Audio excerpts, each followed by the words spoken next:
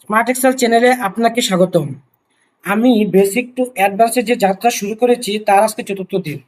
আপনাকে এক্সেলে এক্সপার্ট করার জন্য আমি ডে বাই ডে বেসিক থেকে অ্যাডভান্সের দিকে অগ্রসর হব। আপনি যদি নিজেকে এক্সপার্ট করতে চান, এক্সেলে আপনার দক্ষতাকে কাজে লাগাতে চান, তাহলে প্রথম যে জিনিসটা দরকার সেটা হচ্ছে লেগে থাকা। আপনি যদি ধৈর্য সহকারে প্রতিদিনের ভিডিওগুলো ডে বাই ডে দেখেন এবং নিজে প্র্যাকটিস করেন, একটা সময় পরে গিয়ে আপনি অবশ্যই এক্সেলে অনেক এক্সপার্ট হয়ে যাবেন। তাহলে দেরি না করে আজকে ভিডিওটা আমরা শুরু করি। আজকে আমি কথা বলবো একটা ডিসঅর্গানাইজড ডাটা সেটকে কিভাবে একটা অর্গানাইজড ওয়েতে স্ট্রাকচার করা যায়, অর্থাৎ কিভাবে একটা টেবিল ক্রিয়েট করে টেবিলের ফরম্যাটিং করা যায়, সেটা আমি আজকে আপনাদেরকে দেখাবো। তো এখানে দেখেন একটা ডাটা স্ট্রাকচার রয়েছে, বাট একটা ডিসঅর্গানাইজ ওয়েতে রয়েছে। এই ডাটা সেটটাকে আমি টেবিল বানাবো। তার আগে আমি একটা কাজ করতে হবে, সেটা হচ্ছে ডাটা সেটটাকে একটু অর্গানাইজ ওয়েতে স্ট্রাকচার করে নিতে হবে। এখানে রয়েছে নেম, আমি এখানে ডাবল ক্লিক করলাম, করার পর দেখেন কলামটা O2 অ্যালাইনমেন্ট হয়ে গিয়েছে। আমি এখানে যদি সবগুলা টেবিলকে একসাথে ধরে এখানে ডাবল ক্লিক করি, তাহলে দেখেন এটা O2 সে উইডটা মানে কলামের উইডটুকু O2 নিয়ে নিয়েছে। এখন এই ডাটাটাকে আমি সিলেক্ট করব। এখানে ক্লিক করে আপনি মাউসে ক্লিক করে এভাবে ড্র্যাগ এন্ড ড্রপ করে সিলেক্ট করতে পারেন। আবার আপনি যদি এখানে ক্লিক করে শিফট অ্যান্ড কন্ট্রোল বা শুধু শিফট ধরে এখানে ক্লিক করেন, তাহলে দেখেন ডাটাটা অটোমেটিক সিলেক্ট হয়ে গেছে। এখন দেখেন এখানে একটা অপশন রয়েছে, সেটা হচ্ছে ফরম্যাট অ্যাজ এ টেবিল।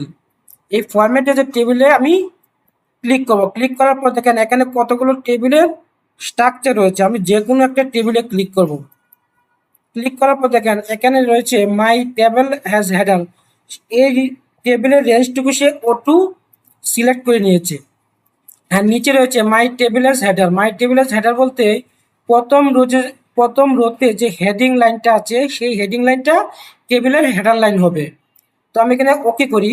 ওকে করার পর দেখেন সে এখানে একটা অপশন চলে আসে টেবিল ডিজাইন। আমি যখন এখানে ক্লিক করতেছি, তাহলে দেখেন টেবিল ডিজাইন মানে কি, এটা অটোমেটিক টেবিলে ক্রিয়েট হয়ে গেছে। আমি যদি এখানে ক্লিক করি, তাহলে দেখেন এই টেবিল ডিজাইন অপশনটুকু নেই। তার মানে এটা হচ্ছে একটা টেবিল।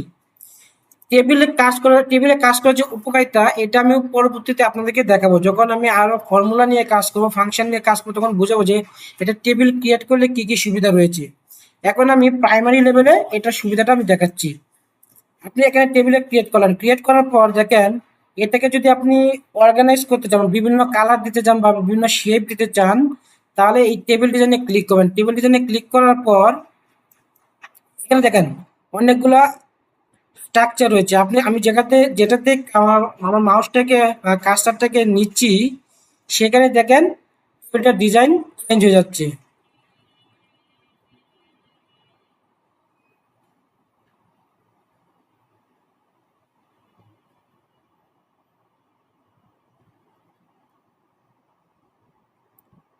আপনি এখান থেকে যে আপনার যেটা পছন্দ সেই টেবিলটাই আপনি নিতে পারেন।